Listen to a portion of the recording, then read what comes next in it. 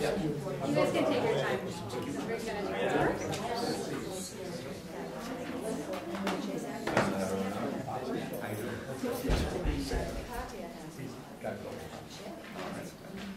All right, thank you guys for coming. We'll start with introductions. Do you want to go first, Tom? Yeah, Tom Lloyd, CCA member. Name and neighborhood. And where you live. Oh, it's Walker Drummond Gap Road. Sean Bird, CCAC, off of St. George. And I'm Allie Pesh, and I live on Blue Ridge Avenue. I'm Valerie Long, and I live in Old Trail. I'm Sandra Mears. I live on Freetown. I'm Doug Bates. I live up on Whitehall Road. I'm Mallek. I live on a farm in Earlysville and represent you on the Board of Supervisors. Crozet at Western Ridge. I'm Jenny Moore. I live on Blue Ridge Avenue, and I represent you on the Planning Commission. I'm Mike Uncle, and I live in Quarry Farm. Brian Day, and I live in Emerald Ridge. Before Highlands. Andrew Knuppel, neighborhood planner of Albemarle County, North Downtown Charlottesville. Terry Miyamoto, I live in the Highlands, and I'm here for the Crozet Trails Group. I'm Joel DeNunzio, I live in Old Trail, and I'm here for VDOT.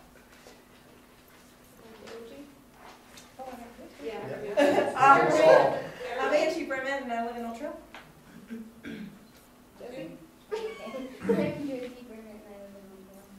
I'm Ray Grant, I live in Old Trail. Frank Cerrone, Old Trail. Joel Spacuzza, Western Ridge. Patrick Estes, Foothill Crossing. Tyler Tays, West Hall. Howie Avery, in Old Trail. Christopher Brement, Old Trail. Allison Rabel, I'm with the Daily Progress. I live in the city. Edward Wheeler, Chesterfield, Vandy. Paul Gray, Meachams River. Jim Duncan, Crozet. Cliff Farm. And I'm Mike Marshall, and I live in Pleasant Green. Whoever knows where that is. All right. Did everybody get a chance to look over the 9 pages of excellent minutes? I move approval. Second. All right. Everybody in favor of approving the minutes? Aye. Okay. I think Andrew's gonna take over the officer elections. Yeah, so for officer elections, we have a couple guidelines set out in the CAC's rules procedure. So tonight we're electing a chair, vice chair, and a secretary for the CAC. Voting is open to all CAC members. It's by a simple majority. It has to be a voice vote, so roll call or by acclamation, no paper ballots, unfortunately. So that's because we're a public body. So generally how the process will work, we'll start with the chair, move to vice chair and secretary. We'll open the floor for nominations. Nominations need to have a second. We'll close the floor, move into voting or brief discussion, introductions that there are multiple candidates for the position. Any questions? Cool. So we'll hopefully make this quick and as informal as we can. So we'll go ahead and open the floor for nominations for chair of the CAC. Nominate Allie Pesh. Do we have a second? Second. Any other nominations? Okay. Well, seeing none, we'll move into the election side. We have a motion. I have a second. We have a nomination and a second. Okay. So all in favor? Aye. Aye. All opposed? Abstentions? Easy enough. Congratulations. Vice chair, same rule. We'll open the floor for nominations for vice chair. Sean Bird. Second. Easy enough. I have a speech. Tom and I have been working. Take it back. Where's your acceptance speech? Yeah. Go to the vote. Any other nominations? All right, don't see it. Very good. Thank you, John. All in favor, say aye. Aye. All opposed? Abstentions? Perfect. Congratulations. Secretary, all over the floor. I nominate Mike. Mike Uncle, if you will. Like to accept? Mike, you can nominate someone else. Just to be clear, We're looking for a replacement. Yeah. the Mike and the secretary before him set the bar really high for minutes, so if there is someone who's willing, it doesn't have to be that detailed, we appreciate it, but just so it doesn't scare off people. I addressed Your that today, comment yeah, it's that just scary. Mike does a wonderful job, and people were intimidated by the person who did it 3 years before. But just throw it out there. Thank you. If someone's interested, it doesn't have to, you don't have to have it be that detailed. Trying to help you out. I don't hear the other names. That's fine. Mike, so we have a second to sound like. Any other nominations? Okay, we'll close the floor. All in favor? Aye. All opposed? Any abstentions? Easy enough. Congratulations. And a thank you. Yeah. Thank you for all of you that volunteered. Very good. Thank you to all of you who do all the homework for these That's right, meetings. That's great. All right. All right, we're ready for the students.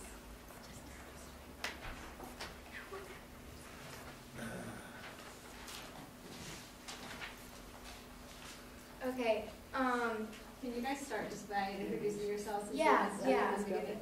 I'm Trudy. I'm Caroline. I'm Maren Eanes. And we're from Henley Middle School, and we've been working on a project for the past few months, and the goal of our project is to make a change in our community. And in our community, we have noticed an ongoing discussion about recycling, and we wanted to do something about it, so we decided to try to get a recycling center in Crozet. So our goal of our project is we want to build a recycling center in Crozet, and many people have been posting on Nextdoor about how they want a more central place to recycle, and the reason is because recycling is very important for the environment, and waste has a negative impact on our environment. Growing communities like Crozet are causing more waste to be dumped into landfills. Landfills produce harmful chemicals and gases that can harm our ecosystem. Recycling reduces the need for raw material, preserving forests and money that could be used for other things.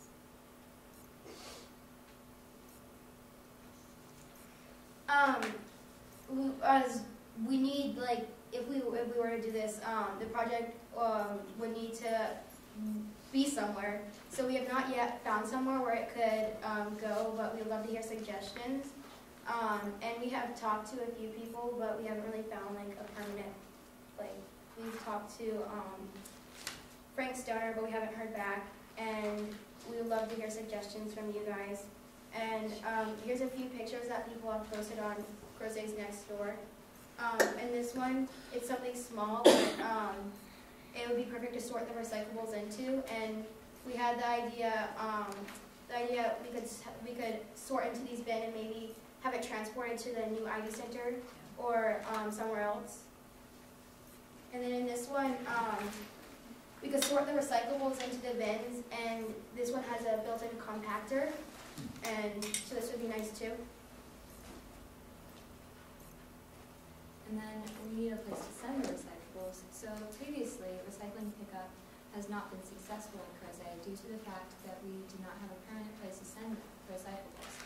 In the past, the VDOT facility has sent the products to China, but due to poor quality of the recycled waste, China has stopped accepting from us. If this project were to become a reality, we would need somewhere to send them. And I want to thank you and Mallek. Seriously, you've been a really, really big help, and we really appreciate it. I love meeting with you all. Thank you. And if you guys want to help by signing our petition, you could check out our website, change.org, and it also goes more information. We would love any suggestions from you where this could possibly go, and where could we send it, and any feedback is really, really appreciated. So, if anyone has anyone they want to say. So what's the name of your petition? So it's on change.org? Yeah, it's on change.org, and you can just search Crozet Recycling, and it'll pop up, and there's some information on there. So it couldn't go to Ivy? It could, but in the past we have, like, people have wanted a more central place to recycle. Or you think Crozet would benefit a recycling center? No, but the stuff that we collect in Crozet, could it go then to Ivy? Yeah, it could, but I don't know how we'd get that to work out. That's something that I thought you guys could. The follow-up is that our SWA, Red Eanes Solid Waste Authority, is going to be changing the collection to numbers 1 and 2 plastics only, because that's what they can sell. And so that's part of the dilemma that the girls were talking about, is until we develop a market of people to use 3 through 7, we're going to be stuck in this mess. But need more Patagonias and those nice fuzzy pullovers that the place up in Malden, Mass was making out of those, all those years. So I think it should be mentioned that we had the update of the master plan, and in that master plan, there is a section on solid waste and recycling, so we could, give us an opportunity to take a look at this in a more overall picture. that's great. Andrew can put that on the list. How about, what is this store, Best Buy? They have a big recycling program. Have you talked to them about any ideas from them? Because a lot of stuff, you can take your TVs and your computers and stuff to Best Buy, and they recycle everything for free except for big, TV screens. And you have to pay for that. Yeah, but then another problem that we have with that is that we don't have like a central Best Buy. Like I think the closest one is in Charlottesville. Yeah. And so again, something more central would be nice. Go ahead, Paul. Paul Grady, the Albemarle County Board of Supervisors appointed me to the Solid Waste Alternative Advisory Committee about 3 years ago. And so this is something we've been discussing for years. The Ivy facility new Ivy recycling facility is under design and will go to bid soon, I hope.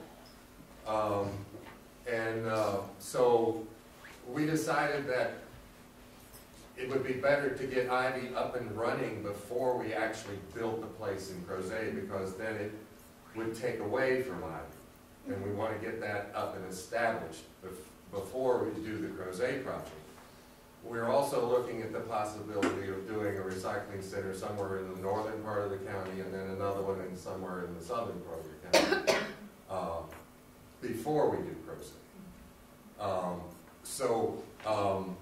The SWAC committee meets tomorrow afternoon at 4 at the county office building, McIntyre. I don't remember what the room number is, but it's just off the main lobby on the second floor. 235. 235. But so if we did, in one of the previous slides, I had the picture of the where we could sort it into the little bins, and then maybe it could be transported to the new Ivy Center. I think that would really benefit, be a good benefit to Crozet. Yeah, and it would also it would help the Ivy Center too, some business. So, yeah. Yeah, I guess the idea would be, rather than have a whole facility in Crozet, we just have some small drop-off center that would get moved somehow. So you guys said that you were But having... smaller than that. Smaller than than that. same idea. Just the bins like in that picture. So correct me if I'm wrong, but you guys were saying one of your primary challenges and questions was where to put it in Crozet. Mm-hmm. So what, if you can give a few examples of places you've explored or issues you've run into, I think that would kind of help guide our thinking a little bit. We haven't had many good ideas because in the past we have tried to put it other places. Like I've heard that there was a 2008 project that they were going to do, but they just couldn't find a good place to put it. But so if we were to, so we have talked to Frank Stoner about his place back here, maybe putting something there. We haven't got a response yet. And we emailed him a few months ago, so I think, I don't really know what he's going to do about it. But then we also, we had the thought of putting in a lumber yard, but we didn't think, the Yancey Mills lumber yard, but we didn't think that's because that's land that they use for lumber, and I think that would go well with the recycling center. So I didn't really know any other good ideas. But. Yeah, that's a tough question for sure. Mm-hmm. Do you have any site criteria Because one of the things you need to identify a site is the scope of what you really need, like a third of an acre of land, a half acre of land, what type of access you need. Those sort of things would potentially help you define where it could go. Yeah, we don't really know what to expect. We just want to be able to recycle in Crozet, something more simple. Yeah, yeah.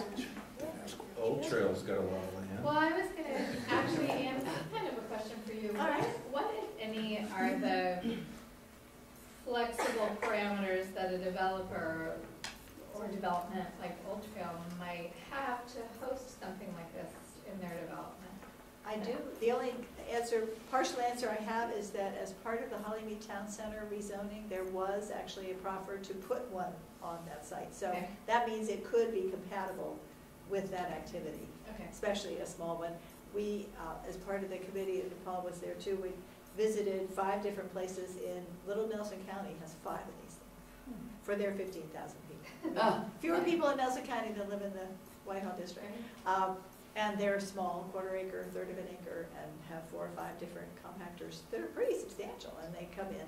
So those questions about access where the truck and the roll-off can back in safely. If you've ever been to McIntyre, when they're trying to change a bin, you know what a complete, everything stops.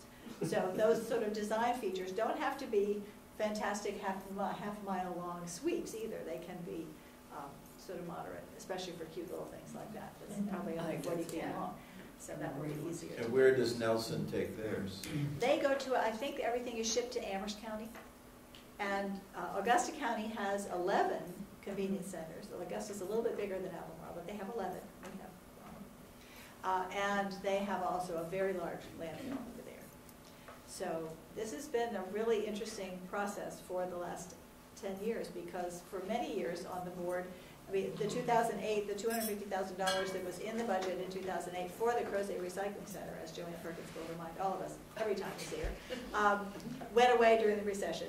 But also, we just couldn't get it to happen at the right, it wasn't the right second to get it to happen, unfortunately. But it has been of great interest to citizens out here for a very long time, and these girls are a great example of that because they're beating the bushes, and that's what we need. The site I found was the one where they ended up putting the granular activated carbon for Rivanna down there at Churchill. So that went away real quick. That was the best idea I had so far. And also, if we had the picture of the white one up, but that could go like in a parking space, like Harris Theater or something. Yeah. So that could be something easy too. I mean, what about the parking lot at Great Value? Boy Scouts over the corner there, they put the Christmas trees. Now, that's not, I mean, that's a great area for the Christmas, but I mean, that seems like a great location. But it might also help to bring people to the shops down there too. Yeah. I mean, that could, Great value. Yeah. So how much are one of these things? Do you know how much one of these things would cost? We haven't done much research into like what to expect because we don't know what you guys expect either. So I'm sorry, I don't really know that, but I bet Paul could connect you with those study reports from the SWAC committees.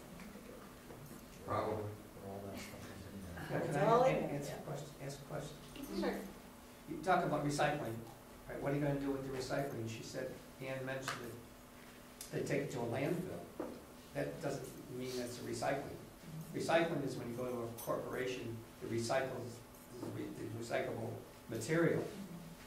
Now, where's that going to go to? A landfill? That's the same thing we're doing with our garbage, right? Yeah, 1s and 2s will go recycle because that's what we can do. Where do you right send now. it though? Oh, there, that go.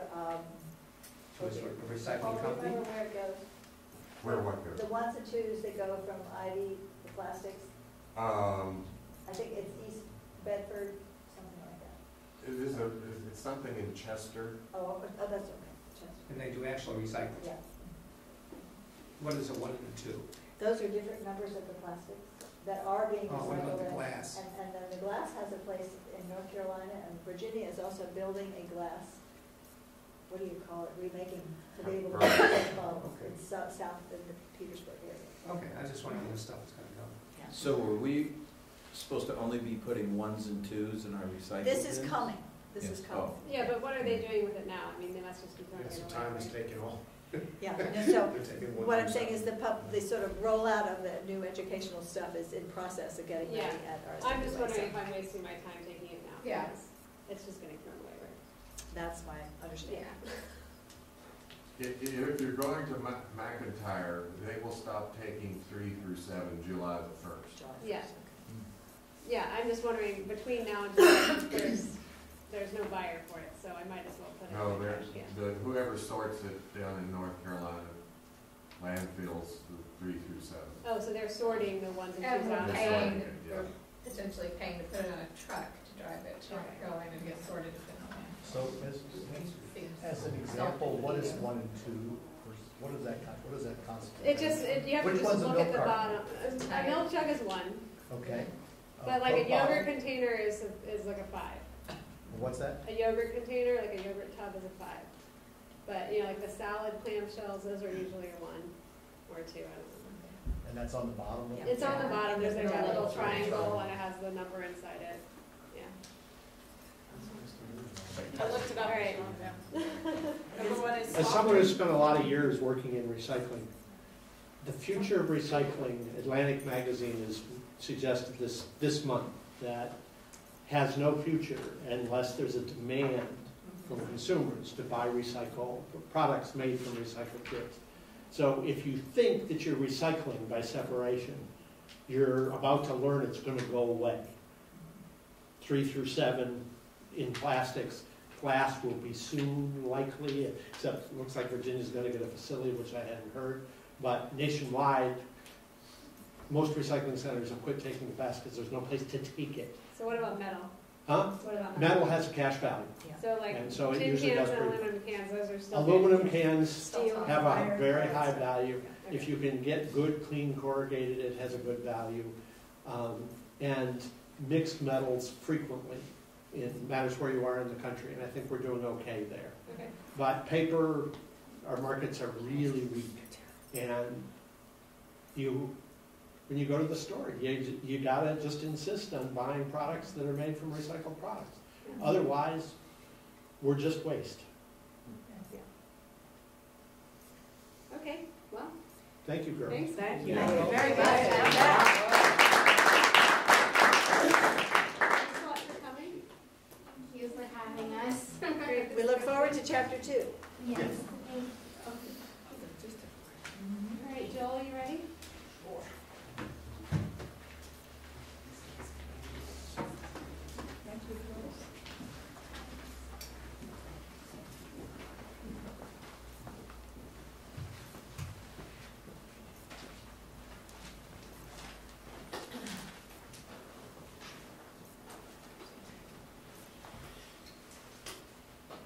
Thank you.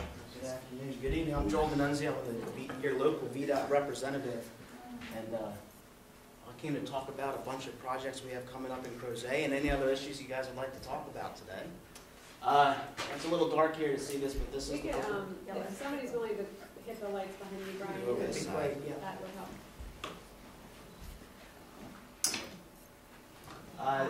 I just brought this one to, this is our conceptual roundabout proposal at 250 and 151 down there.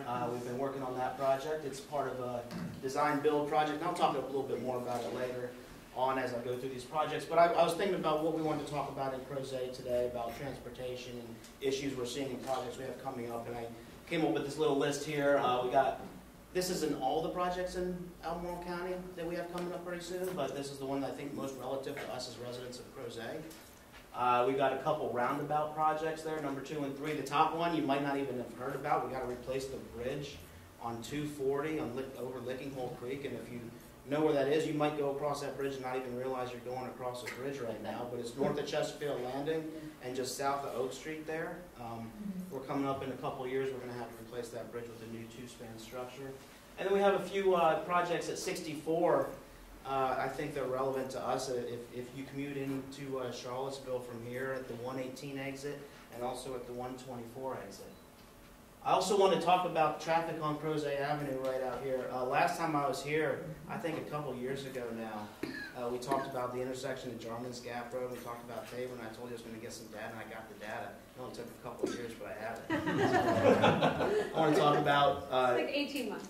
18 months, okay, not quite 2 years. I want to talk about what we were talking about back then, looking at with Library Avenue developing and the Barnes Lumber site and what to expect out of traffic out on Crozet Avenue. And last, everybody is miserable when school's coming in and out in Western Albemarle, Henley, and I want to tell you a little project that we had going on. It's never going to be perfect out there with the existing, the way the roads are, but I think we've made it a little bit better. I want to tell you what we've done out there. So to start off, we have a public hearing coming up right here, April 17th from 5 to 7. That's on the Route 240 bridge replacement project. That bridge replacement project is about 7/10 of a mile north of the intersection at 240. It is going to require a closure and a detour. The good thing is, well, the detour, you can see the arrows here. Basically, we're going to take traffic down 250, come back up to our most miserable intersection in the area, right here at 240 to 250. The good news is that bridge is in good enough shape that I think we're going to have that roundabout done back there before we have to detour traffic, so that's good news. That's good. Yeah. This will be, you see the cost is just under $2 million, $1.9 million. We're going to advertise in 2022, year to 18-month construction. I'm not sure about the timeline yet. We still have a lot of work to do. But I expect, because we're advertising in 2022, the roundabout is supposed to be done by spring of 2023. So I expect the roundabout to get done, and then we'll go right into closure right here, I would expect. And how long of a closure would you expect? I'm not exactly sure. I'm thinking a year to 18 months. Wow. But I don't know that that'll be available. Yeah, it's a two-span bridge. Yeah. So I'm not positive. Don't take that. That's a really long time. Yeah, it might be less. I hope it's less than that. Let's see one construction season. Is this the little bridge That's by like a main Eaglehurst? road. Yeah. Yeah. So it looks so tiny. I just, I couldn't get, yeah, and we'll have You that might need information. Eastern I might Avenue be to go way before off. let's build Eastern Avenue right away. Now we know what to push. That is like a pretty well heavy. Yeah. Yeah, I mean, if we can, if it only takes us a couple weeks to close the Ivy Road. That was fabulous. That was 5 times bigger than that. Yeah, and I might be way off on the time, but if I remember meeting months ago with my bridge engineers, that's what they were telling me. This is a bridge. The Ivy Creek, the bridge at Little Ivy Creek actually is not a bridge, it's a box culvert. Can we make a box culvert here instead, like you did out of Mountain Creek? It's a great comment for the public hearing. I don't know. I don't know the answer to that. I can't be there on the 17th, so you have to. Well, we'll take comments for 10 days after that based on. Good.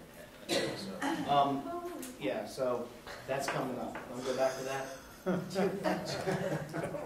just it's also like a long detour. Yeah, and I hope I'm way off on that, but if I remember, I was shocked to hear the timeline there too. If I'm wrong and it's quicker, I'll be very happy about it. Yes, so we'll wait. So was everybody else. I mean, I don't know. This is the conceptual drawing for the Route 240, 250 roundabout. This is actually funded under safety funding, highway safety funding. The roundabout won't look much like this, but it will be a roundabout. This is a drawing done a long time ago.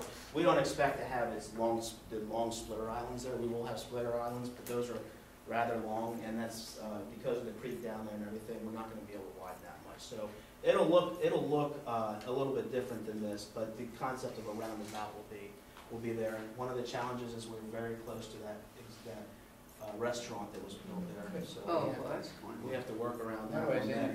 Excuse me? It's not I'm sure they'd love it if you existent. bought the land. Buildings there. Yeah, but I think this is a great. We're very. This is a great example of we put in this project in for a smart scale application, which is how we fund highway projects now, and we got rejected for the smart scale. But because we had the application ready, some high risk rural road funding became available just like that, and we said we got a project for it. This project is actually funded from Route 680 versus the actual intersection of two primary highways. So we're pretty fortunate to get this one funded. You see it's a little over $3.5 million. We're going to have a public hearing June of this year and advertise next fall. Yes, sir.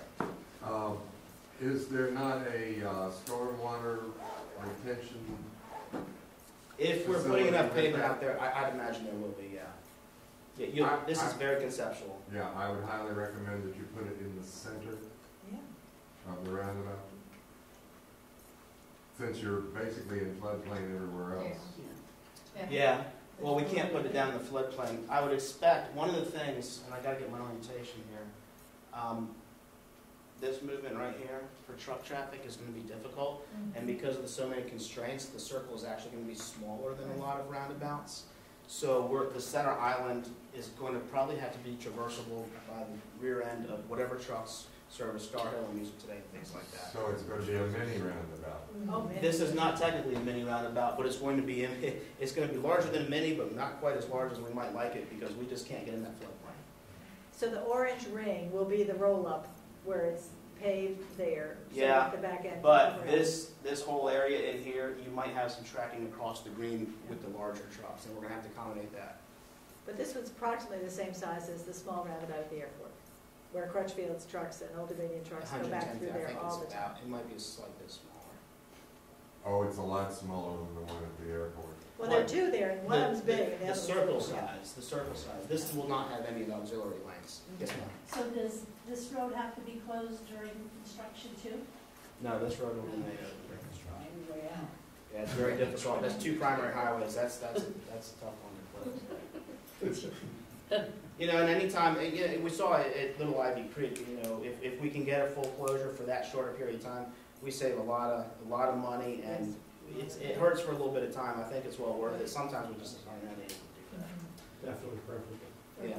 This is the 151, 250 roundabout conceptual sketch. Once again, it'll look somewhat like this, but this is also conceptual. So you do see there, you got your stormwater located at that location at this point.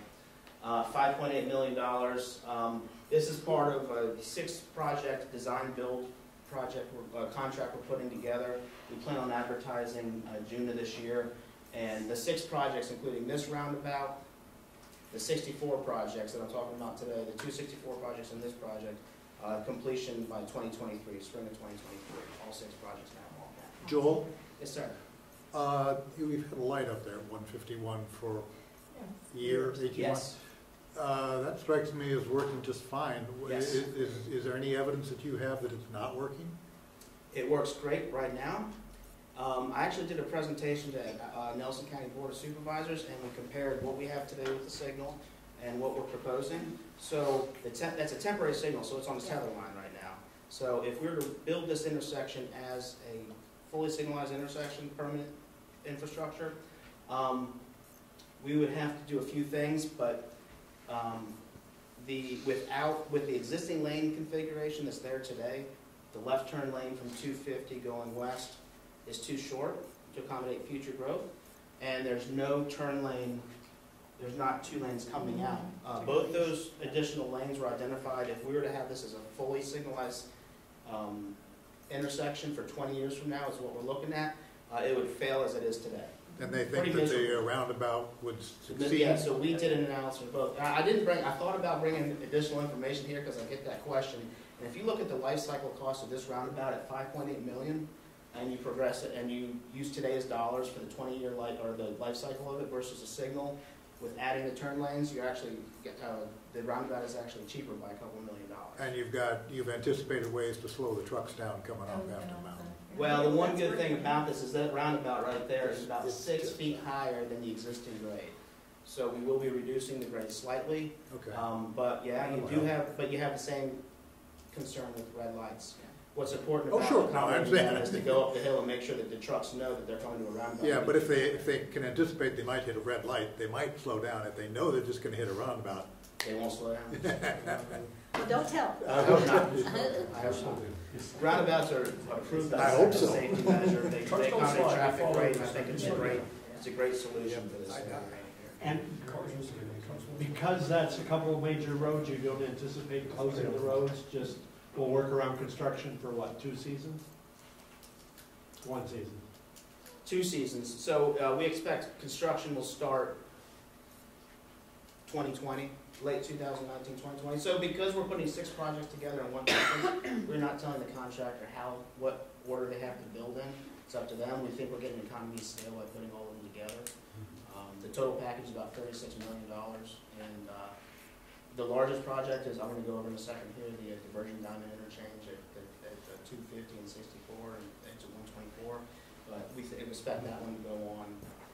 I think everything else will be based on the construction schedule for that. But we think with mobilization costs and materials and everything, we're gonna get a good package, but we have to let the contractor basically make their own schedule, do it the way they want for us to get the benefit out of it. Yes, sir. One of the things that came up at the public comment over at the high school was a truck run-out lane. Did that make it into design? Or It did not at this point. We don't have a truck run-out lane at this point. I know there was some discussion. Yeah, there was discussion about that. We've considered it. Joel, is there a good place that we could go to sort of read about the benefits of roundabouts? They're just like, they're coming online more and more, and everyone says they're really good, but it would be nice to sort of know why. So is there any good resources? There is. You can go to www.vdot.virginia.gov, and in the search engine you can type in roundabouts or innovative intersections. We have a great page for innovative intersections, which goes through about 10 innovative intersections that we're using. It includes roundabouts. Roundabouts was one of the first innovative intersections we ever used. Okay. The diverging diamond interchange at the 124, like if you've been designing crossroads in Louisa, that's another one. You're going to see something called R-cuts coming on 29, restricted crossing U-turns. All these types of new intersections have benefits of when they're signalized, they reduce phases of signals so you get better operations, and you remove a number of conflict points on all these intersections for cars having the potential of colliding. You cut them about in half because you're making people take diverging or converging crashes instead of angle crashes. So you're reducing the severity and the frequency of occurrence of crashes on all these intersections. So they operate better and they're safer. But if you go to the VDOT webpage, you type in innovative intersections, we got a great page for that. The FHWA, Federal Highway Administration, has a lot of information out there. There's a lot of videos out there and really good material to explain what the benefits of these types of intersections are. Typically for an innovative intersection, you're going to see a crash reduction for severe and fatal crashes about 40 to 70% above traditional signalized intersections. So we get great results from all. Can we add roundabouts to the driver's training test? So you have to get the DMV in here to talk about that. Yeah. Not a bad idea. Okay, this is one I think is, as we from Crozet that go into Charlottesville every day, this is a little bit of an interim improvement, I consider it. We couldn't get $150 million to rebuild this interchange entirely, so we're going to have to take it in pieces. But this right here, coming down at 64, heading east at 29 at the 118 exit. And everybody that goes up this loop and all the Crozet traffic that gets off at this loop, sometimes we bang around a little bit and have some fender benders, and sometimes it's pretty bad. So the proposal here is we're going to close this loop ramp right here, so we don't have that conflict up here. So as you're coming from Crozet, you can easily exit on this ramp. 29 southbound traffic will have dual left turn lanes. We'll signalize we'll just stop the northbound traffic, and we'll increase this, and we'll have that traffic come north on 2 lanes right there. It's affordable. It's $1 million. It's actually a little more than $1 million at this point, but we have the budget to do it, and that's a little bit of an improvement we're going to see. We're going to take care of a real safety problem on the interchange out there. Yes? Is there any discussion about signalizing the southbound so that the people coming north on 29 can get on westbound 64, the tractor trailers, without sitting? Because they're still backing up 10 trucks at a time all the way down the left lane. Well, we had the smart scale application that we're not expecting to get funding for the Fontaine DDI. That would have addressed that problem, so we're going to have to go back to the drawing board since we didn't get funding for that. So we haven't really talked about it because the results came out a couple weeks ago, and it doesn't look like we were successful for getting that problem addressed. Fortunately, we got this problem addressed, so we're going to have to work these in little pieces at a time. This is a little over $1 million project. This is part of the design build package that all these projects will be done the spring of 2023. This is just north of there. This is as you're coming off of 64 and you exit onto Fontaine Avenue. So 29 north right here. 64 is just down here, and we have that one lane right now. So this situation will be these two lanes right here. This inner lane will now have a choice to exit or to continue straight, kind of like up at the Best Buy ramp, or I'm sorry, at Barracks Road there. It's an option lane. It'll take care of a weave issue we have coming up here, and hopefully alleviate some of the congestion, allow folks to get off of here a little bit easier and get into Fontaine Research Park and to get into UVA in general. Pretty simple, small improvement. Nothing's cheap. That's $2.9 million, and we have that funded, and that's, once again, that's part of the design build package also that'll be completed by spring of 2023. So if the cost comes in more, what's the lowest priority of the three projects in this package? It's one package, so it's a lump sum bid. Right, but what happens if it comes in over? Don't you have to cut back? They have to actually bid on each project individually. We have to track, even though it's a lump sum bid, we have to track each project individually. So if one project comes in over, that's the project that we have to address. Because we're using federal funds, we package it together, but we have a risk that we have to still charge each project. Even though we think we'll get economy of scale, we think we'll get that economy on each project. Okay. But if one project, if this one comes in at $6 million, we're going to either have to find a way to fund it. We can't take from other projects to fund this. So we have to be very careful when we can on that. Great, thanks. This is the most interesting one, I think. Wow. Has anybody been to Louisa Zion Crossroads? Oh yeah, scary. Yeah. It scares me to death. This is a diverging diamond interchange. This is at the 124, so you have 250.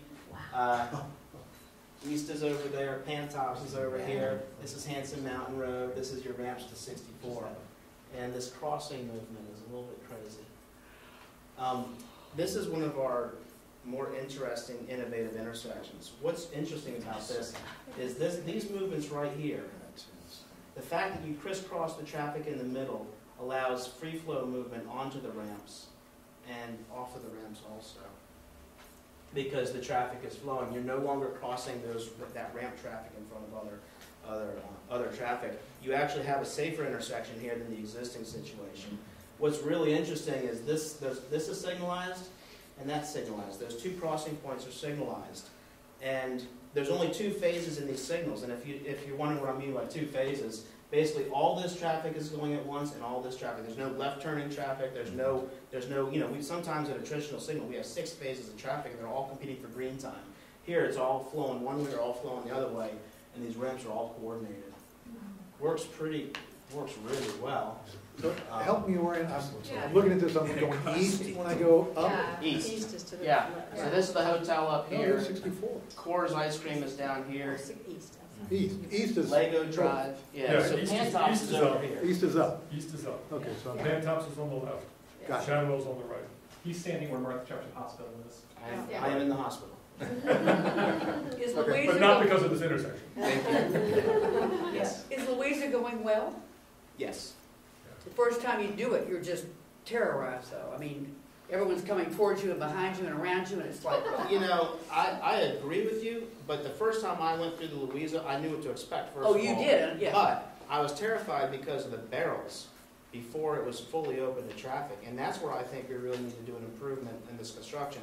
Because as you came up those ramps, especially at night, all you saw was a row of barrels. Yeah. And I think we need to figure out a way to address that, because when you get everything and the signs in place, I think it works well. I went through the second DD I ever been through about a month ago. I think it was in Leesburg they built one. And it was fully built, and all of a sudden I was in the thing and out of the thing. I had no idea it was there. And I was like, oh, that's a DDI. And I said, it worked great. Because I didn't even know it. So you're in England for about... For about a mile, half a mile. Yeah. I have a question. Yes, sir. Curious. I've been through the one at Haymarket. Mm-hmm. And as you come up from the bottom of your picture, and you go through that left turn,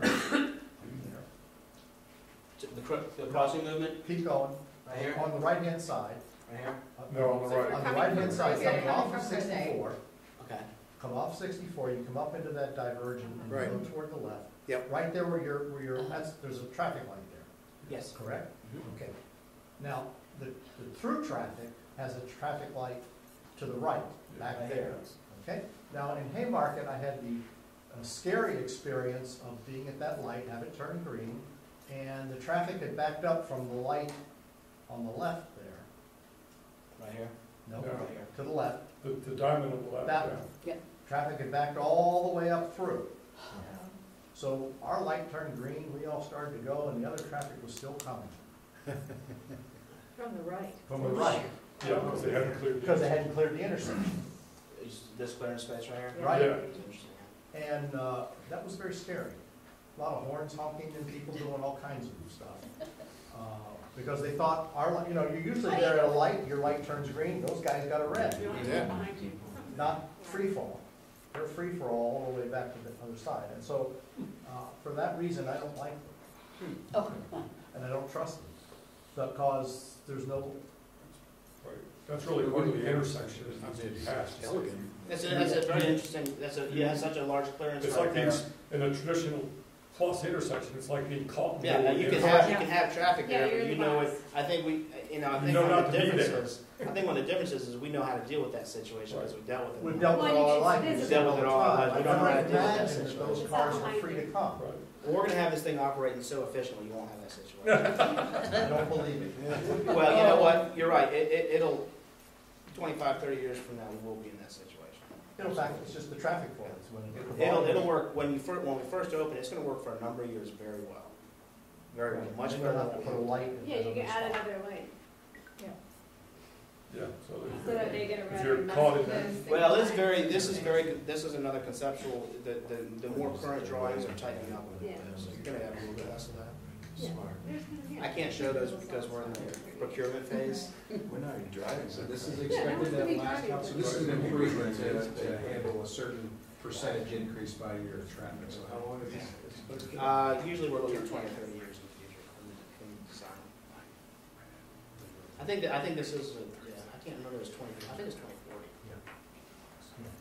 How does Yes. the bike go through there? You know, these actually, if you look, Florida's built a number of these with bike and pedestrian facilities, and they actually accommodate bicycles and pedestrians very well when they're not on the street. A bicycle that's on the street is gonna go through just like traffic. But there's a number of places here that have a lot of, storage area or refuge area for those types of movements. And if you look, I think Florida had one that's like 8 lanes in each direction. It was ridiculously large. And what they're doing is they're just crossing them into these refuge areas and getting across there. A lot of times in the larger ones, they'll take them down the middle and then cross them at these places. But they're all signalized crossings. They're very safe. They might be a little bit intimidating at first, but I think when people get used to them, they're quite safe. We don't have pedestrian facilities out here right now, but the design would easily accommodate those things should we get sidewalks down that area with all the refuge that we have down there. Any other questions? It's a big price tag. What's the last amount of, 18.5. when's the last time this intersection was dealt with in any meaningful way? I have pictures when they first built it. They did improvements after the hospital. They put some money into the interchange when you get Oh, off you're Crozet. right, you did. Improve We, the ramps. down Yeah. here, They Yeah. profit got a it. lot. we Yeah. added these lanes right here. You're right, thank you. I tried to forget about that. So relatively minimal from a public spend perspective. Yeah, we added lanes. There was, if you remember, there was a temporary change when we rebuilt the bridge down over the railroad on 250 down towards Glenmore. We allowed 2 left turn lanes to get on that ramp, and then we took it out. Yeah. That was we wanted to keep it there, but we don't have to. But you're getting a lot of that benefit here. You'll have the 2 lanes here. Yeah, there's a lot of. This works well when you have a high volume of left turning traffic that crosses the through traffic. Because we have so much traffic coming out of Pantops going 64 east, that's the heaviest movement. And we also have a good amount of left turning traffic coming the other way and going 64 west. Because you reduce the phase of this signal and then you allow that free flow movement here and here. Right now, if you want to make either one, you're going through 2 signals, and sometimes you're waiting at 2 lights. Here you're going through one coordinated system and only going through one light. All right, so next I wanted to get into Crozet Avenue. The first one I have is Tabor Street. Now, last time I was here, we were looking at what can we do at these intersections, and there are some suggestions of always stops out at these 2 intersections. So we did some analysis out here. These traffic counts are grown to 2019. based on the traffic study that was done for the Barnes lumber site, I believe. And right here, the existing AM peak hour is for, here's your Crozet Avenue, through and right turns, your northbound, southbound. What's important is the Tabor coming out. This line right here, that's the stop condition right now. And in the right over here, this is if we were to build an always stop condition at Tabor Street.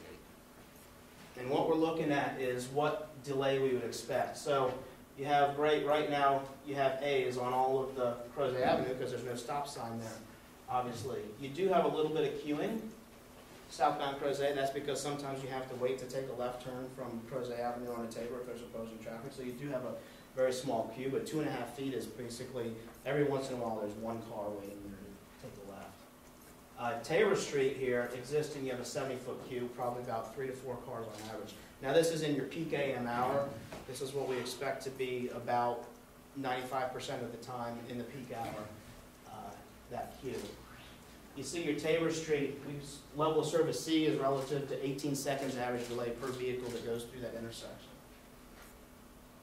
Usually we consider 0 to 25 seconds acceptable for an unsignalized intersection. That's light to moderate traffic. It's up to 25 seconds delay per vehicle. If you put the always stop in over here, you see you take all these A's and you make them B's, obviously. And you do have an improvement for Tabor Street. You go from about 18 seconds to 12 seconds average delay. So you save about 6 seconds. 6 seconds is actually not bad in traffic engineering terms. It doesn't sound like a lot of time, but if you look at an average, it's pretty good. But both intersections actually, A through C is pretty acceptable. Both intersections with the current configuration as of is today and proposed always stop, they both perform operationally fairly decent. Afternoon, yes sir. So the conclusion on that previous slide, if I'm reading this right, is that if you put in a street light, always stop, a four-way stop, you're actually the bottom line is the overall intersection, so you're decreasing the overall efficiency of the intersection, but you're helping the sides. But you're hurting everything. You're hurting everything else. Yeah, we're spreading that. Make it fair. You go from 0 seconds overall to 12 seconds on Crozet Avenue. So instead of some people being delayed 6 seconds. Well, some people would like that because they think. So what is the conclusion? I'm going to okay. And I think we need to think about how this intersection interacts with the Jarman. That's a great point. Yeah. That's a great point. You have your southbound Crozet Avenue to Tabor Street. When you introduce a stop sign, you're getting 85 feet of queuing back up towards Jarman's Gap Road. You're also going to get Jarman's Gap Road queuing back. So you're going to have in between those two intersections, you're going to have a lot of cars. So for those of you that go through the four-way stop intersection at 24810, and there's a red light, so everybody's trying to get under that bridge right there, and there's a red light, it backs up into the four-way intersection right there. That's what happens when you have two intersections with control with excessive delay or queuing. So it causes they affect each other. But like I said, these are both acceptable levels of service. This is the afternoon. Similar results. You still see overall the average delay increases pretty three times, 4 times. But again, your Tabor Street left and rights go from average delay of 21.7 seconds down to 10. So you got 11.7 seconds. You go from a level of service C on that movement to a level of service A, but you're impacting the through movements. And then I have Jarman's Gap. Similar results you can expect that the left turns off at Jarman's Gap. I'm going to skip the morning one. We'll go to the afternoon because it's a little more. The afternoon, you see, this is the largest. Yeah, that's the only D we have right now. D is on the verge of kind of looking. You know, for us it's congested. For Northern Virginia, it's good. You know, it's all relative. No, D is when your mother starts yelling at you. But you know, what I observe out here is we have certain. I mean, I think from going through here every day, the four-way intersection combined with the traffic light right now actually backs up sometimes to Jarman's Gap. It doesn't happen very often, but you do see it, and that's when people start letting other people out, and we all work together to try and address the the traffic issue. The modeling doesn't really show that happening. It's a hit or miss kind of situation with what I see out here. The modeling doesn't show it happening, so it's gotta be, if the modeling doesn't show it's happening, it's some sort of human factor. That It's we're not backing accounting up around the curve now, in the school, and the school buses are getting out and coming down. for. Around which curve? Going Down back to, south. By the vet. by the vet, goes all the way around, by the vet's So this office. is northbound, Yeah. you're describing. Towards 250. Yeah, and that's what I want, that's when you ask me what my conclusions are, I wanna kinda get into operations and safety. Because this is the safety. So I had this going north, but I had to show you. Now this is data, I have 5 years worth of data here. It's from 2012 to 2017. I didn't have a chance to update my data today. I did look at additional crashes. It's about the same pattern as 17 through 18. So you have Jarman's Gap right here, Taylor Street, and the four-way intersection there, and the traffic light here. So what I'm seeing here, the stars, the colors mean what type of accident it is, and the stars are if there's an injury involved with that accident. So what I see here is I see 3 angle collisions at Jarman's Gap Road and Crozet Avenue. It's likely they could be mitigated by an always stop, but if you look over here, you have the same things at the always stop. I'm more focused on the injury crashes, and what I'm seeing here is green dots are rear end crashes. And these dots are on this side of the page. It's folks going towards the four-way intersection. You have an injury crash here, rear end, injury crash here, rear end, injury crash here, rear end, and an angle collision. That must have been someone pulling out of the parking lot, maybe, backing out of the parking lot, and another person hitting them. And then there's a pedestrian up there.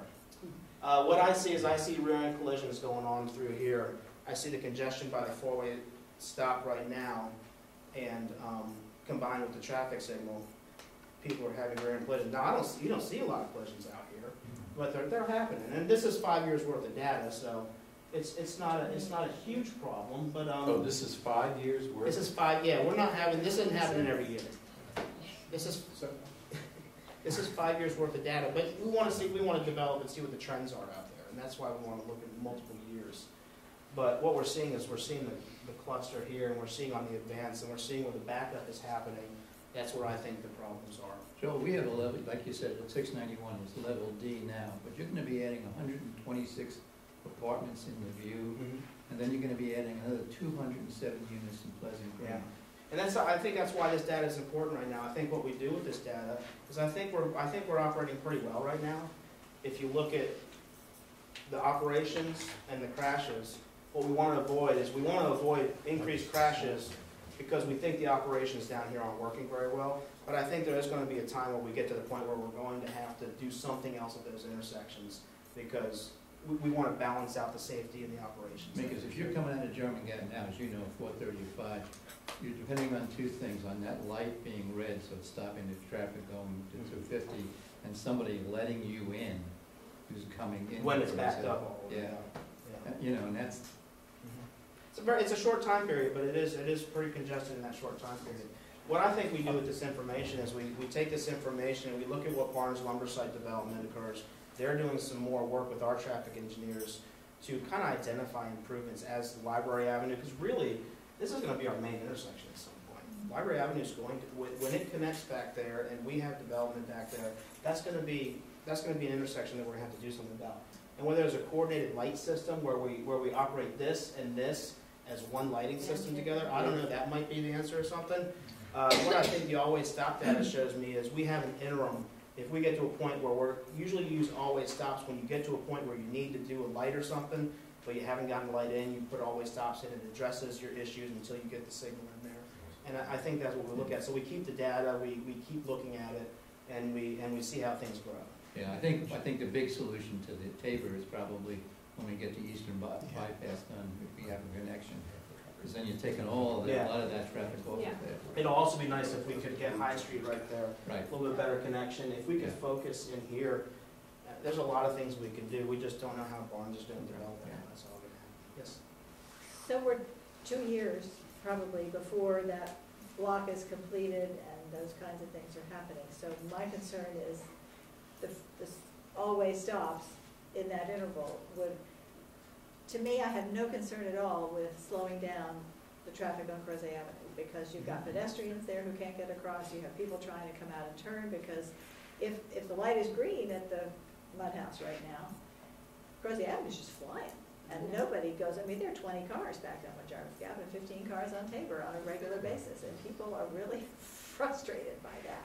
And the fact that it happens so often is really difficult. So cranking down on everybody by making everybody stop, and then somebody gets out at each interval when somebody else is stopping, it just seems like it would make so much common sense without any modeling to go with it. So I'm glad you have this. This is important.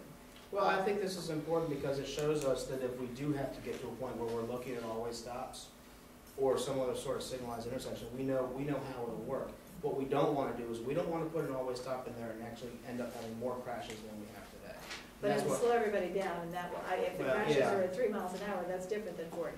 Yeah. So what we don't throw in 2 cents here. Go, yes, Every time you throw in an always stop, you increase our risk. Yeah. Because there's no our risk. The risk to getting through. Fire risk, because you queue people up and they have no place to go. Get out of your way. They can't get out of our way. Yeah. Right, we took that Well, away, I'm we willing made to get out of your sidewalks, way. so we That's could make our different. lights straight down the street. We took away where people had to go.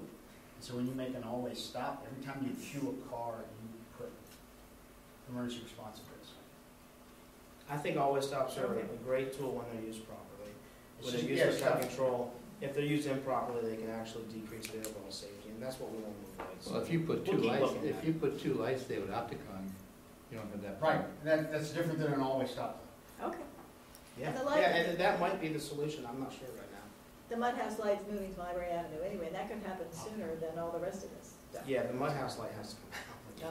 That'll help a lot. And didn't we talk at one point, I mean, to Ann's point, if the goal is to just slow people down, so you open these windows for other movement, didn't we talk at one point about the idea of maybe like raised pedestrian sort of walkways and so forth, just on that very busy stretch? Where emergency vehicles could still pass, but it's just that little bit of a... It's the queuing that messes us up. Okay. We're having that problem right I now. mean, wouldn't that be fairly cheap and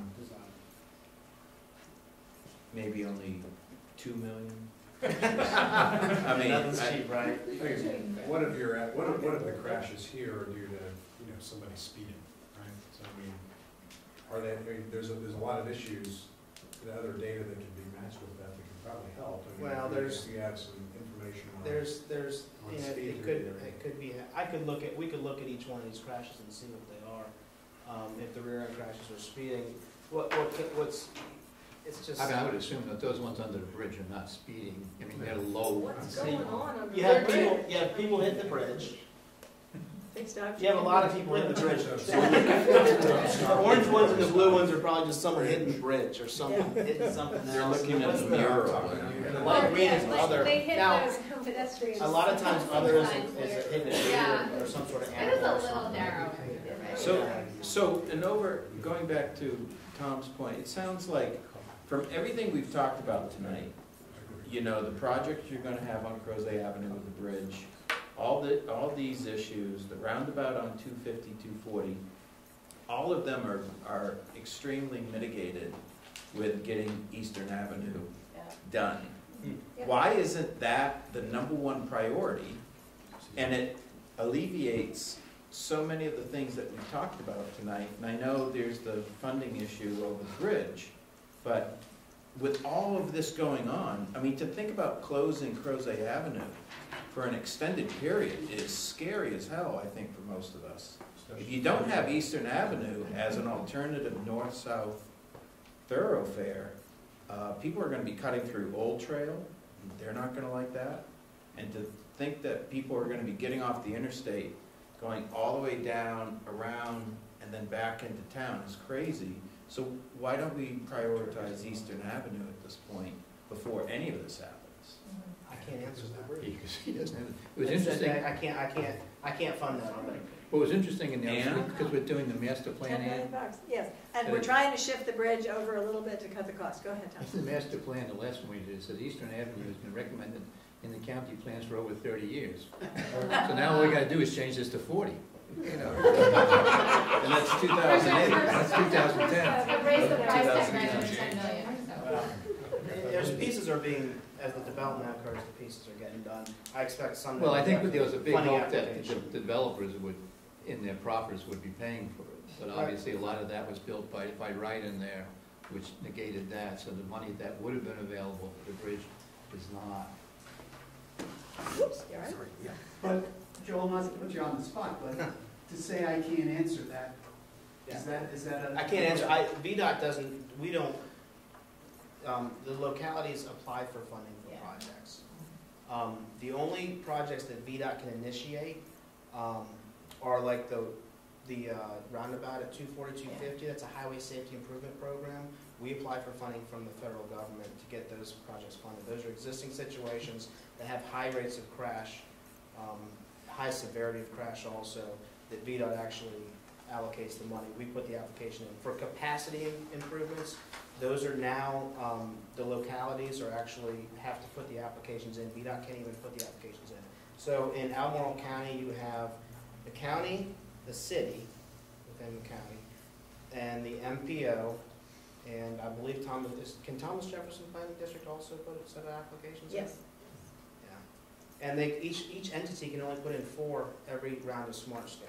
So it's very competitive. We actually did not get any funding in Albemarle County this year for any projects that we put in for last year. Federal funding? The Norfolk Tunnel took everything. No funding. Hampton Roads Bridge Tunnel got $20 million. We're all a little mad about that. But the previous year, we did very well. And I'm partnering myself with the county. I'm taking credit for the county's work here. But the county did very well previous. All these 6 projects that we have in the design build, the $35 million, those were all Smart Scale applications done in 1 year. Good applications. They all got fully funded. The great thing about the funding, the way we're doing funding with Smart Scale nowadays is it used to be you'd be on the 6-year plan for 50 years before you'd see a project. Nowadays, because we put money and money and money, and the price kept going up, and we kept chasing the price. Nowadays, if you get approved for funding, you get the full funding within the 6-year period, and the expectation is that project will be completed. Okay, so we're not dragging it on anymore. So that's the good thing. The bad thing is it's much more competitive now. So yes, where do we stand on Eastern Avenue funding? What's the situation? It does not have any money right now. Okay. And it is like top of the list for its category in the secondary. So the county has applied. The county has applied for funding from VDOT. No. No. From whom? Who would give you? It's been on the plan since the 80s and was the basis for all of those rezonings that were done all those decades. That road was considered to be an elemental part of the whole decision. So just like Jarman's Gap was, all the neighborhoods were built up around Jarman's Gap for 20 years before the road got finally fixed. This is very similar, and as I said, we're trying to shift it just enough to cut the cost by $3 or $4 million by shortening the length of the bridge that's required, and tromping through the briars is where we still are after 2 years, and that's very frustrating. But what would you see as, if you were to look over the horizon over the next 2 to 3 years, trying to be reasonable? And I know you don't like to predict the forecast with those things. What would you, because we've been hearing this story for a couple of years now. I think it would be a miracle to get it done in the next 5 years. But I believe in miracles. But Ann, where's the funding coming from? This is what I'm not understanding. Well, it would still have to be a funding from outside, unless we somehow taxed ourselves for $10 million to build it ourselves. So from outside, not the state though? Well, it is state. It The federal coming through the state is where the It's just general the state can't make the locality build that project. Is it that the county has to prioritize that and then apply for a Smart Scale grant? Is that what you're saying, Joel? Or some category. Well, the way I see Eastern Avenue, and correct me if I'm wrong, but I've seen the development community has built sections of that road. The county designed that road years ago. And the development community, as they build the developments, they have built sections of Eastern Avenue. And what my expectation has always been for Eastern Avenue is once the developments have basically built all the sections they build, that the county would come in and apply for funding to finish the road. Is that your understanding? And we have to, they're going to be there. They're going to be there before it happens. We have got to get off the chair and get going. So the next round of Smart Scale will be, I think, next fall. It could be then. I don't know. But What- that's the process in What's terms of, beating, yeah, I mean, yeah, what's ahead of this why project? wouldn't we be getting, why wouldn't we be applying? I think there have been a bunch of $1 and $2 and $3 million projects that have pushed this one back. And things closer in perhaps the. You have to remember, the county can only apply for 4 projects each round of smart scale. So every 2 years, the county can only apply for 4 projects. So that's not a lot of projects. We have a lot more needs than we have funding in for. And how much is this project supposed to cost, Eastern? Oh, it was for a while about $2 million, and then it jumped up to 10. And trying to get it back down to 5. The roads are probably about 10 million a mile now, I'd say. Does that include the bridge? It basically is. Bridge is about the bridge in all $250 its square ways. foot. I still don't understand why we wouldn't be at least fighting for it to be in the next round of that, like, That's applications. absolutely. Like, what do we, how do we make that I think it'd happen? be interesting to know if it was even being discussed as a potential applicant candidate.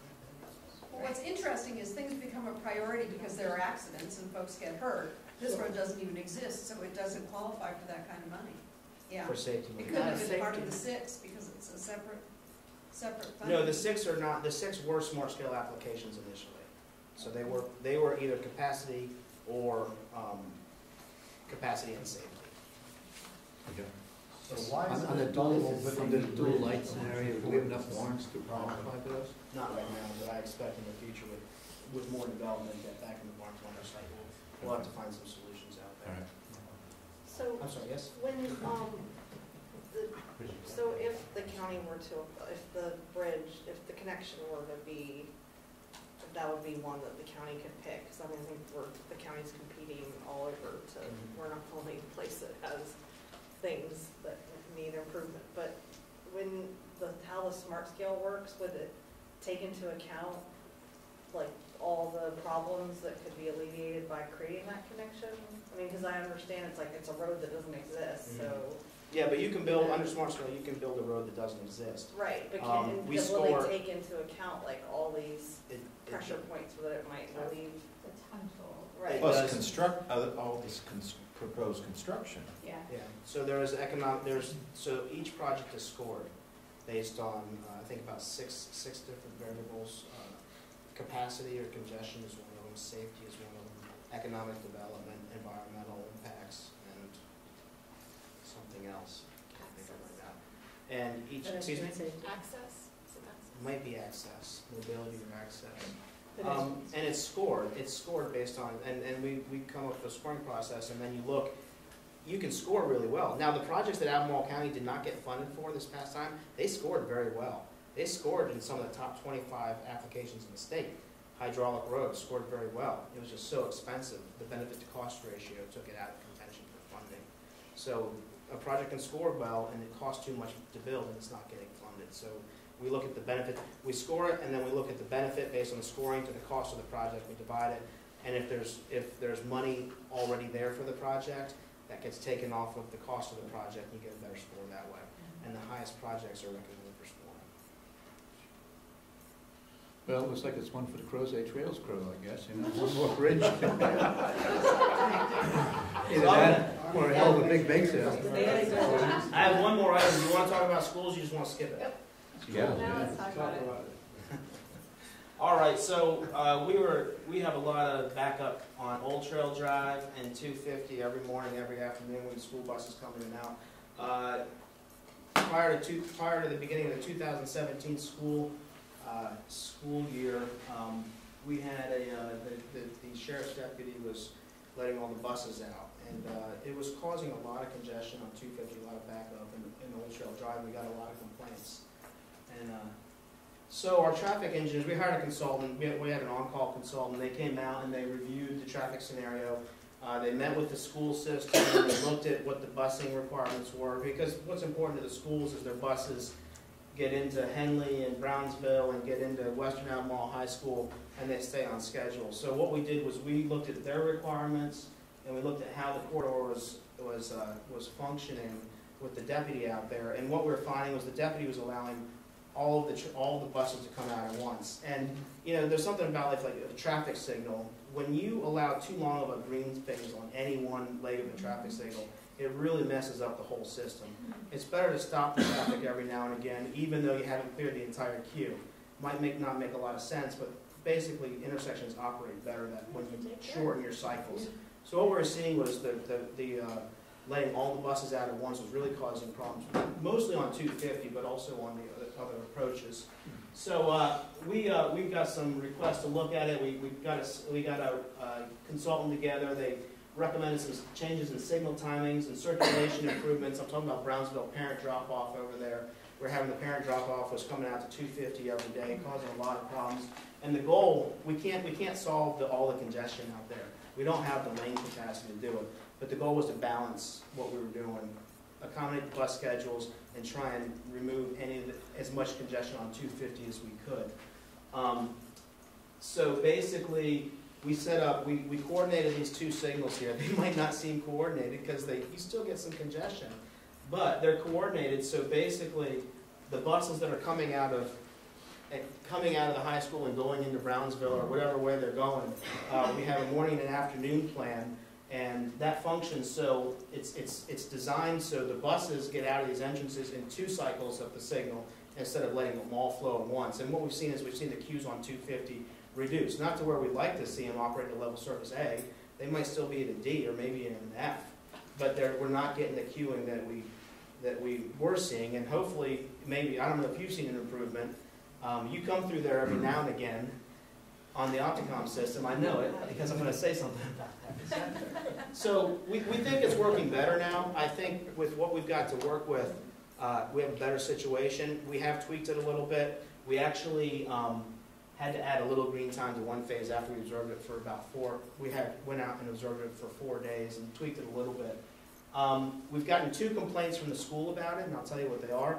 One, they said it wasn't working. They only had 41 seconds of green time coming out of school, and the buses were late that day. It's because a fire truck came through. So anytime, and so we go back and we look at the system, and that's fine. You know, it's a great reason to be late for a bus. Yeah, but they were a little bit upset with us. They say your system is failing. All the students were late. We looked back and we saw that it was preempted by an emergency vehicle. When an emergency vehicle goes, it takes about 15 minutes for a traffic light to get back in the cycle. So we're just gonna deal with that. We're going. That's fine. The other complaint we got was it failed again one day, and my traffic engineer looked at it and said, "Well, you had a 2-hour delay on your school that morning, and our system was not set up for that."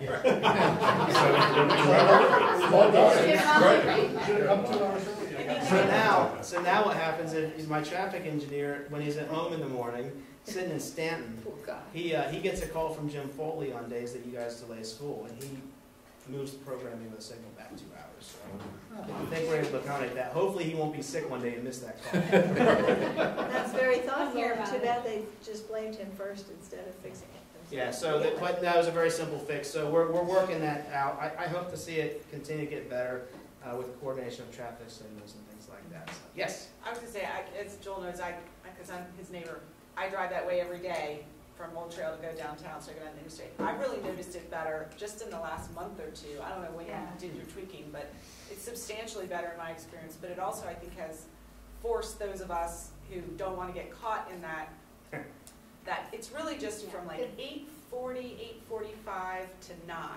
It's a pretty narrow window, but when it is there, it's really bad. It forces me to hustle and move along and make sure I don't get caught in it.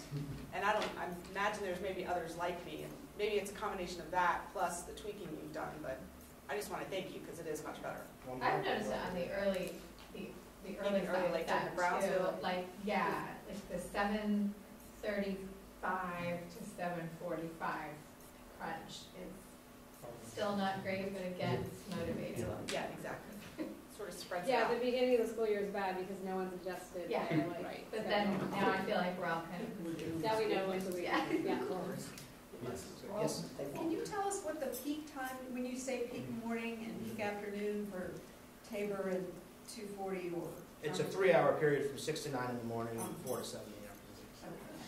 And it's actually peak. when we talk about peak hour, we're actually taking the peak 15 minutes of operation, the highest 15 minutes that it operates, and we're multiplying that by 4 to get the hourly peak. Any other questions? All right, thank you. Thanks so much, Joel.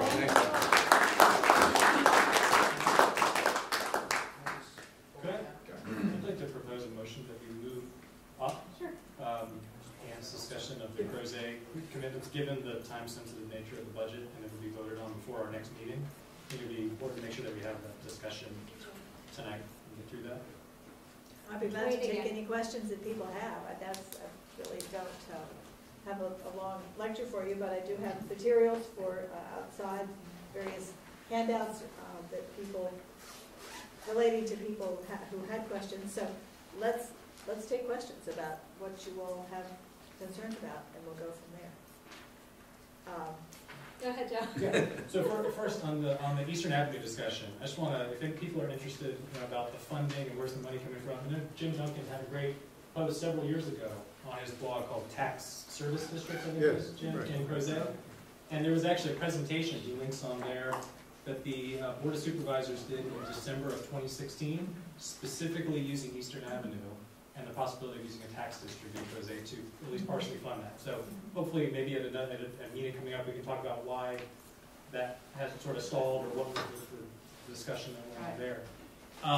With respect to the budget specifically, I guess there were two areas that, as I went through and read, and of course I haven't followed all of the new meetings, I haven't been up to date, but in terms of the proposed budget that the county executive, I believe, yes, proposed, two things that we've discussed in the past few weeks, or past few meetings, that didn't seem to appear in there. One, we heard last time about, or a couple months ago, about the overcrowding of the school districts, right? And the two key proposals to help reduce the crowding were the high school center and expansion Crozet. Now, the high school center appears to be funded. There was a recommendation in the proposed budget. There is a capital improvement request for the high school center. There is nothing in there for the Crozet expansion, as I see it. Is that right? That's not. That is accurate because of the way that the school board chose to prioritize. Okay. So that was the one. I just want to make sure, we talk about these things. This is where the rubber meets the road, right? And then the other one was Western Park, and which, again, I don't believe is in there. The funding is not in Western Park. I don't believe that's in there. It's a separate funding track that is being worked on right now. Oh, okay. And I can explain that too, where we are at the moment. Sure. So every house in Old Trail has contributed $500 to a funding bucket toward Western Park since the very beginning, which is now around $130,000. And there is a plan under negotiation, getting the legalese worked out so that it can then be shared with the board and others. A proposal by the developer to continue to put in more funds to be able to get phase one done much, much quicker. So that has been underway, the discussions on that for the last 6 months. And the master plan is done and accepted. So there is now design that can be used for phase one, which would be parking along and stormwater. There's a large part of it that the March Mountain development people would take care of as their in-kind, which is over $250,000 of the work that would be needed for the park. And it would help them with some parking availability for the pool as well, but that wraparound. So that was, that's on the, the order of magnitude is on hundreds of thousands of dollars that's available. For phase one, I mean, around 500 would get a lot of phase one done, which is parking, perhaps the pavilion and the playground, definitely in the very beginning. And then other items could be sort of specialty funding for ex-pavilion or something like that. The typical capital improvement. Could be capital or other sources. I mean, lots of times people will say, I'd like to give this pavilion, and they do that. We've had a lot of that around here. It just, so looking at the budget proposal, actually in, June 2018, there was the Albemarle County Recreation Needs Assessment, and Albemarle Western Park was one of the 4 priority projects that was listed. It seems like all of the other projects in there are funded in the capital improvement except for Western Park, right? The river access projects, Dardentow, and then system-wide trail improvement.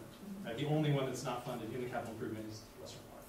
Okay, because I think it has the alternative funding stream at the moment. Part of it, and those right, others, I mean, there are 20 trail projects in that lump, and so I think the goal is to try to put as many small things in as can be accomplished to sort of spread some benefit around to lots of different people, and to pick up on the projects that have been on the list for a long, long time, the river the donations for the river things, for example. Buck Island was donated to the county about 7 years ago, and we never spent the $200,000 is all it's gonna take to get the access road in there. Then a private person would be able to use it to have a boat pull out or that kind of thing as the next phase. So that's how that list was put together.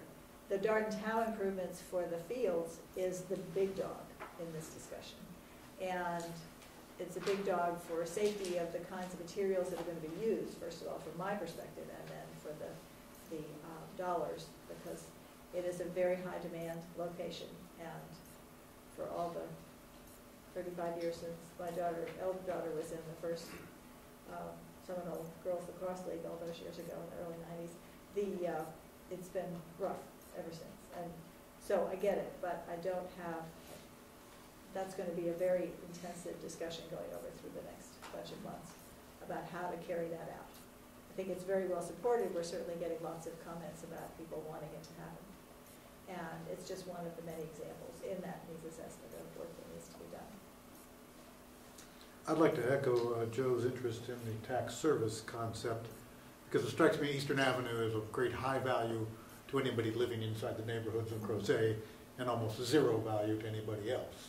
So and that's probably contributed to why it went down the list. Infrastructure is a county responsibility, not a Crozet responsibility. Yeah, but if it's never going to be built, why don't we started this first master plan in 2004, if you remember, the county promised us concurrent infrastructure. As we grew, we were supposed to have the infrastructure. And I don't know, I'll be honest with you, I can't see it in another layer of taxation to those things that are responsibility of the county, not us. The difficulty is, well, I just think that we have, the tax service is a totally different topic of discussion than this budget cycle. Sure. I will just give the short answer was, I was horrified that they chose Eastern Avenue because of the $10 million. Service districts are great for $100,000 projects, something like the NIFI project for the square, where it's not a crushing burden for the 4,000 households here. I mean, that to me is not appropriate to have that many zeros to be put on this growth area as far as the major funding source. So it was an example, and I pointed out to them the math issue back then, and they said, no, this was just an example of how it would work. So I'm sure that it's a discussion that can come back, but I would much rather have countywide funding for that, because it's the fairness thing, it's the commitment, it's the fact that that's the basis on which those zoning decisions are made. Our taxes are paid. I'm not willing to give parts a of the county all the time on that. This is where a lot of growth came because it was sent here by previous boards, and nobody out here was saying, please, please send us 5,000 people in 5 years. But they did. I mean, it would be great if we would get the fruits of that because we're contributing, but we see where that's getting us right now. And it's not getting us Eastern Ave, it's not getting us Western Park, it's not getting us the Crozet expansion, the Crozet Elementary. Yeah, I was sitting there thinking when Joel was giving his presentation, he was talking about the improvements at the Pantops intersection, and that's great, but I don't care, right? Like, you get right down to it, like, in terms of spending priorities, like where I would like to see that money spent, I don't care. So the inverse is true. All the people who live on that end of the county, they don't care about Eastern Avenue. So I think it is on us as a community to be creative in how we think about and prioritize and politicize how we push for the projects that are important to us. And so I don't know that, you know, a service district is the right way to do it, but I think it's worth discussing all the potential. Continuing to bring the topic up. How do we bring is pressure? very important. Right. If you, those of you who were here when the library was sitting in the cloud drawer from 2009 until 11, and multiple months, multiple people came 15 different times at least in 2 years to the board meetings with posters and song and dance, and talked about the fact that you promised in 1988 that this library was too small and we need it now, and after a while it got through. But it's very effective to have different faces, people coming and talking about this, and this is a perfect time to begin, because now as this budget is beginning to near its final form, automatically things are starting to shift over into what are we going to do going forward. And This is a very important So we transportation. need to show up to meetings asking for Eastern Avenue. I think making sure that people understand where it is and all those thousands of units. I had a big argument at the MPO because of the way it was characterized, and had actually been, until 2 months ago, taken off the active list and put on the vision list, which is la 20 years from now.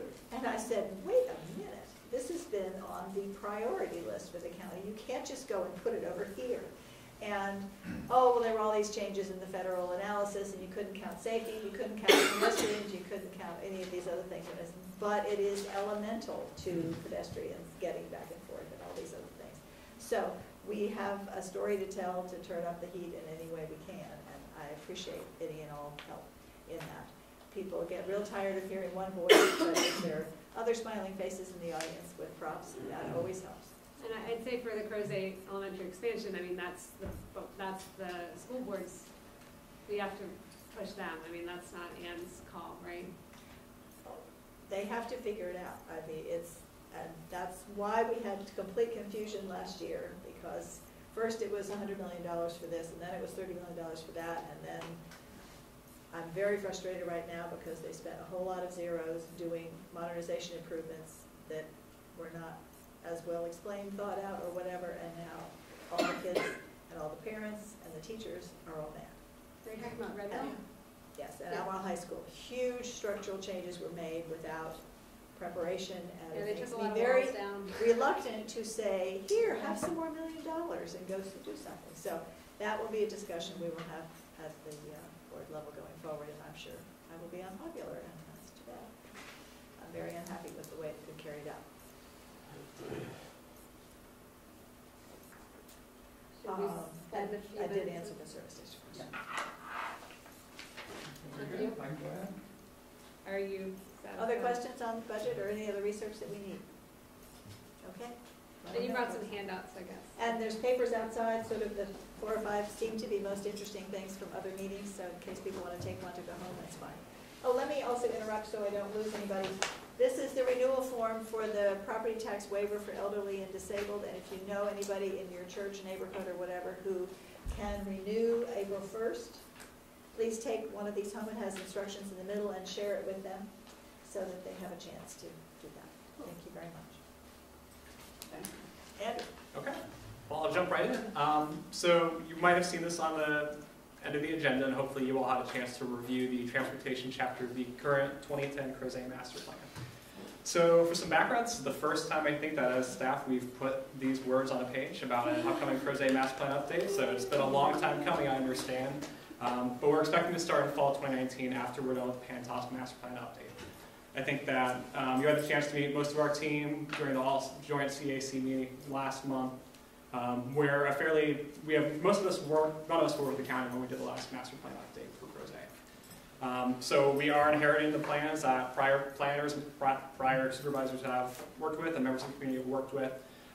So with this, we're coming into this with a pretty open mind about how we will do this engagement process, how we'll scope this, because we need to understand from you all really what we need to be looking at with this plan. That's the goal of this. So we'll be doing the scoping during the summer, planning out what the engagement will look like.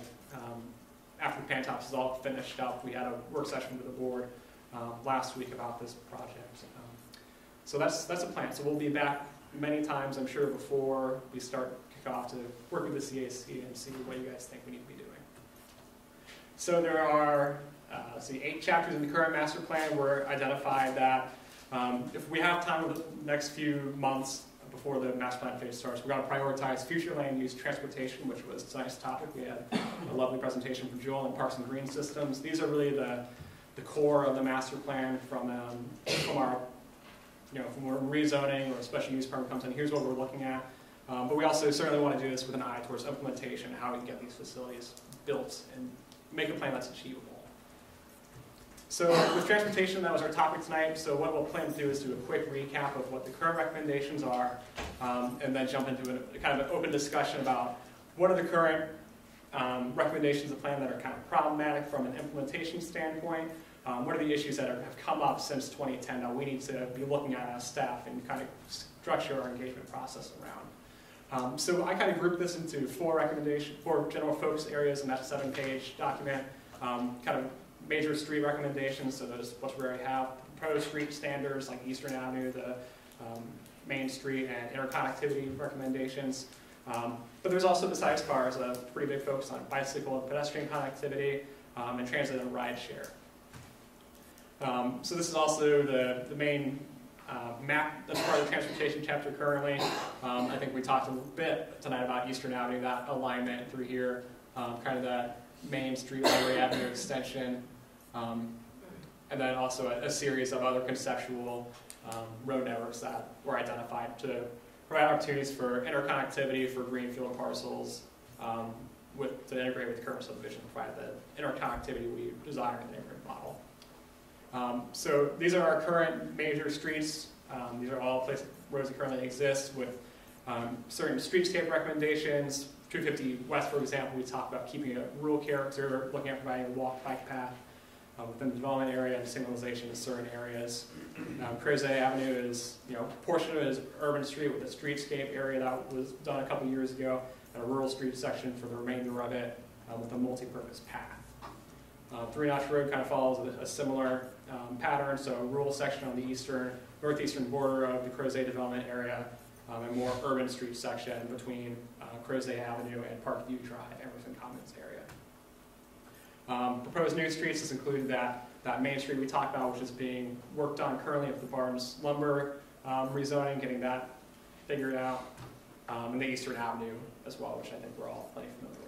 Go ahead and change that Main Street to Library Avenue next time you have it, Yeah. just because that change was made several years ago. Yeah. And that will make it easier. Thank you. Yeah, I just copied this straight from the master plan, so I'll do that next time. That's fine. We did identify key bicycle and pedestrian corridors in there, which include Eastern Avenue, Jarman's Gap Road, that feature Library Avenue, so on and so forth. We identified downtown as schools as major connection opportunities. Transit and rideshare was mostly limited to talking about park and ride lots, and hoping in the future we can get some sort of more regular transit service to Charlottesville, some sort of connector shuttle. July 1st in the budget. Yes, correct. Exciting. And potential connections as well, just these conceptual alignments for that interconnectivity. So that's the real quick recap of what is currently in the master plan. Hopefully, if you didn't have time to read over it, that's what's in there. So my plan for the next probably 10 or so minutes, 8:50 seems fair to get through this. The goal is, I think, to really identify, again, what in the current master plan is really problematic, what has not been done, what are the kind of issues we run into with rezonings that have caused problems or are not clear currently. And then what are the issues that have come up or certain problem areas that we need to be looking at with this certain bicycle pedestrian connections we need to find out how to make or prioritize, certain opportunities you might see. So the goal is to just take a high-level view of what's in there and where we need to be headed. And I'll take notes. I think the biggest issues that we're really still faced with are, and it's on the page 37, is the recommendation on open space. It wasn't mentioned there that because of the scenic and historic character and location of the rural areas, the county's policy is to maintain existing cross sections from the 29 bypass at Bel Air to I-64 interchange. So essentially, to maintain the rural character of 250, it should be in there. And I think the biggest question that we probably have to answer as a group is the I-64 interchange question. As many of you might know, at the last master plan, the Board of Supervisors asked Crozet to make a decision about the interchange, whether to allow development there or which would essentially be a de facto expansion of the growth area. The community chose not to do it for the major reason was downtown, and was the fact that until downtown was stable, we saw no reason to add any commercial development there that would compete with it, when we get into a situation like Waynesboro, which got killed because of it. So I think we still have to answer that question, only in as much as that when we did the survey, there was some ambiguity there about the interchange. But before we go to the public, we should really have a broader discussion on what we want to do as a committee. So I think that's one important thing. Again, contributing to protocol to protect 250 West. I think as a group, as far as transportation, that we'll have to answer, at least for the recommendation is on Chesterfield Landing. Because the master plan does call for interconnection of development. The question is for me, is this a case where if they were promised that there wasn't going to be a connection, do we honor as a community, you know, our neighbors and what they were promised, or do we say, well, because of the master plan, should there be a connection? I mean, I think it's a question that we have to answer. It's not one probably for the master plan, but it's something for, as far as us for transportation, is that an adequate exception to the rule that we should follow? You can remove, in the master plan, you can remove anything about Drummond Gap Road because that was done, and you can remove the text in there about Old Trail Drive because that was completed too. Those were the only things that I noticed in them. I think the rest of it was pretty, you know, good from the last time actually.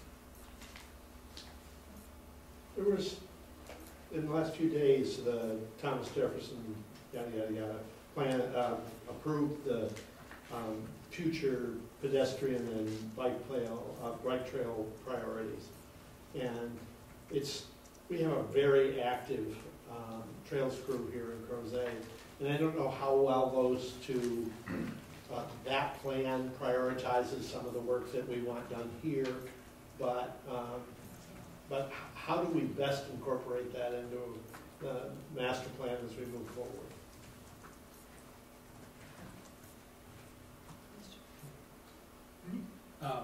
Page 41 of the plan, recommendations for pedestrian and bicycle transportation. It lists provide bike lanes or bike facilities, multi-purpose paths. One of them, you know, some of them have been accounted for. The last was 3 Notch Road. And I know that talking about some of that down to like Star Hill, but also incorporating farther east, especially now we got Wickham Pond, but all the way down Western Ridge, Highlands at the far east. Yeah. Make sure that we can connect all the way down there to those big locations that are on the east side of town. Yeah.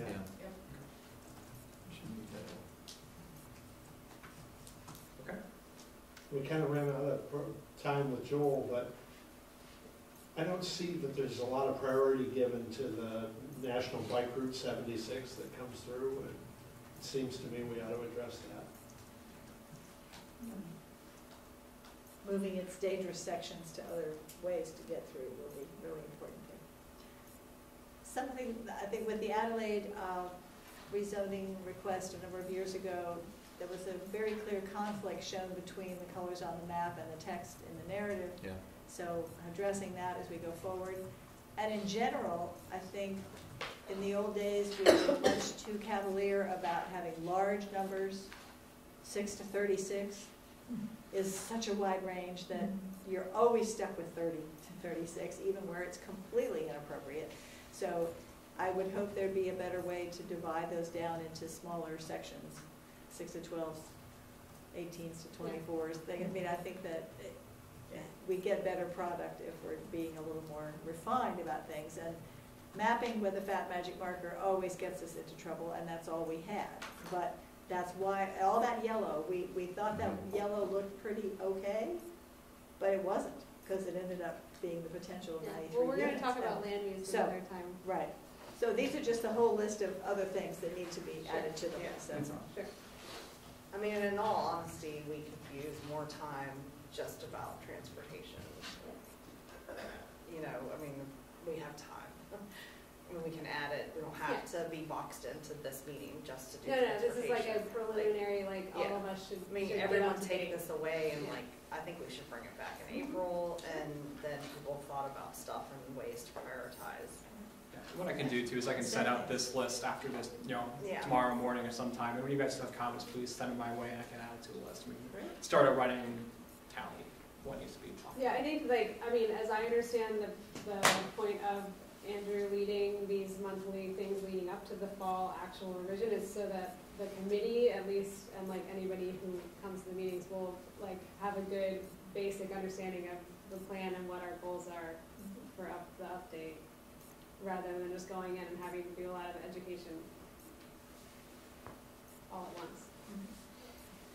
This may be very pie in the sky, but thinking about the comments with Crozet Avenue heading towards the downtown Crozet, where it backs up, particularly in the afternoons. I don't know if some of that is because the cars that are waiting to turn right onto Tabor to go to the park or the neighborhoods back there are getting caught in the queue of cars that are trying to go straight. So would it right turn lane in that location help alleviate some of that traffic. Realize there's private residences there and there may not be room to squeeze a right turn lane in, but I've often thought that might be worth looking at or asking VDOT or Kevin McDermott or someone to look at.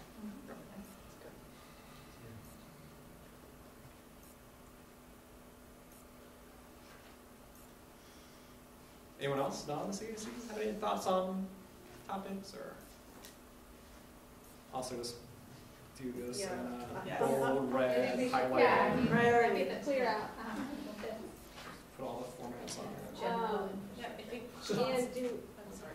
I was just say Sean's comment captured it so well that if they would just build Eastern, that would relieve so many of these other problems. And maybe a big bang for your buck value-wise. for sure.